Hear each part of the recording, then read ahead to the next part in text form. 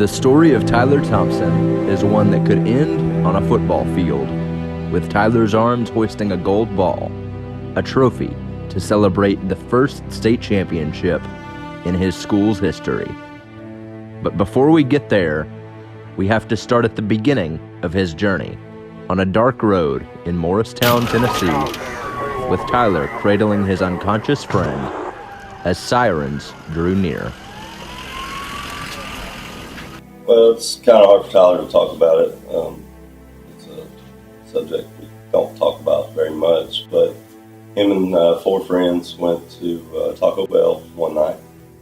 He had gone to see his mother in Morristown, and the young man took a curve way too fast, and they hit a tree head on. Tyler and the kid driving actually had their seatbelts on, luckily, but the other 3 did not. One being Tyler's best friend, which was beside him in the back seat. They said when they showed up, the paramedics, Tyler was holding his best friend on the curb.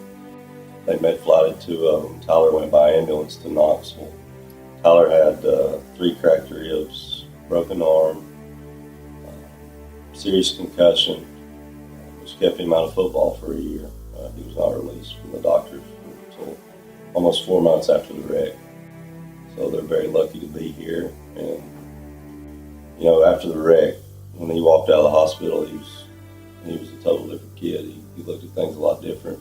He responded, I guess, the way any parent would want him to. You know, he was very thankful that he was alive. But for Tyler, that wreck didn't just leave him with physical scars. It also left him with a brand new outlook on life itself. Almost losing my friend, it made me kind of like hold on to the things I got around me tighter and like not take those things for granted, and like always like say reach out to people. You don't know, any moment something could be taken from you and never speak to them again. Now, fast forward to this football season, 5 games into his senior year. After sitting out last season because of the wreck, Tyler is back and better than ever. Except after the South Green game, he comes back home and sleeps in his contacts, something he's done 1,000 times, according to the Thompson family. Except this time, he wakes with pain that only grows. And by Monday, the Thompsons rush Tyler to the ER to find out the source of the searing pain. You know, I don't think we really know if it was something that got in his eye, if it was, you know, something from his contact. It was just something that happened that caused a cornea ulcer. And the cornea itself, it was in the center of the cornea. So not only was it an infection, but it completely blocked his sight. And as a parent, you know, you never want your kid, 17-year-old kid, coming up to you and say, blind in one eye, I can't see. I guess the cure for it that the doctor has given us is a full cornea transplant. Still, nothing would stop Tyler from playing his senior year of football, not even the loss of sight in one eye. So, when given the go-ahead, Tyler returned to the field. Ironically, his return was on the same night that his friend Ashton walked out with him, both removed from the wreck they had endured the previous summer. Anything good that did come out of it was on senior night this year. Ashton actually got to walk out on the field with Tyler for senior night, which was meant a lot to Tyler, meant a lot to us. And while playing with one eye may have taken some adjustment, Tyler says the support from his teammates and friends is something he wouldn't trade for the world. For my teammates, they've all been really supportive upon me, been trying to look out for me on and off the field, making sure I'm all right. Those boys are like his brothers, and I know they'd do anything for him, and he would do anything for them now. With all the eye stuff happening, it's definitely brought us a lot closer, and the support from them, I can't thank them enough for it. Despite the support from his family and friends, though, Tyler has also faced opponents who are not quite as kind. But when given the chance, he'll still give them payback between the whistles. From opposing players, I usually get two reactions, and it's one, they're either trying to talk me about it, or the other one is, how are you even playing with one eye?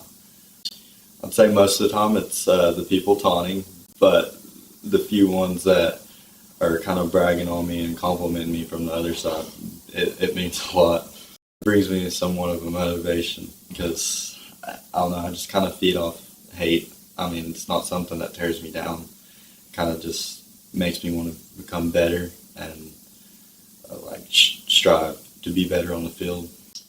Sometimes it's rough because you don't want your kid to have to be heckled and have to put up with that when he's already dealing with what he's got on his plate. But fortunately, it's Tyler, so he kind of ups his game and kind of has made a few pay for it. Overall, though, the support far outweighs the negativity, and it has gone a long way in making the Thompsons, and Tyler specifically, feel welcome in this community after he transferred from Elizabethton after his sophomore season. My hat's off to those folks. We've had plenty of them reach out to us, praying for Tyler. I see people at Walmart, grocery store, wherever from Elizabeth, and they always ask me how he's doing. But Hampton is a different type of community. It's very small. I call them a water tower town type community. Those folks up there, there's not many people any better in Carter County than those folks in Hampton. They've been great to us since we made the transition to their school system, and the love and care they've showed for him is, and not just him, it's tough on parents to deal with that. So the folks that have reached out to my wife and I it's been unbelievable. And we're very proud to be Bulldogs. And through both of these ordeals, the wreck and the eye infection, Tyler and his family have learned more about his own grit, his own heart, his own hope than anything else. And that, for the Thompsons, has been the greatest lesson, even through these trials. It showed me how much heart my son has, how tough he is. I grew up as an only child, and my dad, he was tough on me sometimes, and I don't have the heart that this kid has, I can tell you that. He's shown me a lot, and I'm proud to call him my son. I don't know that I could play football with one eye. So the fact that he can drive his car and still do his schoolwork and practice and play, it's pretty incredible what he's doing. He's been through a lot, and the kid, he'd never give up.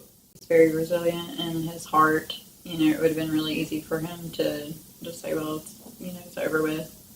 And that wasn't an option. Coach Lunsford made a comment to me his first game back after his eye issue, and he said, Jason, if I'd give anything to have a whole team of Tylers. And as a parent, that makes you feel good. So. And for me, it's kind of it's made me realize never give up. I mean, no matter what's thrown at you in life or anything, it's always push for what you like, your goals, what you dream of. Like, never give up on what's something you believe in. Another thing it's done for me is also made me appreciate all the people that's pushed me, been there to support me through all this, and not gave up or not counted me out simply because I got one eye.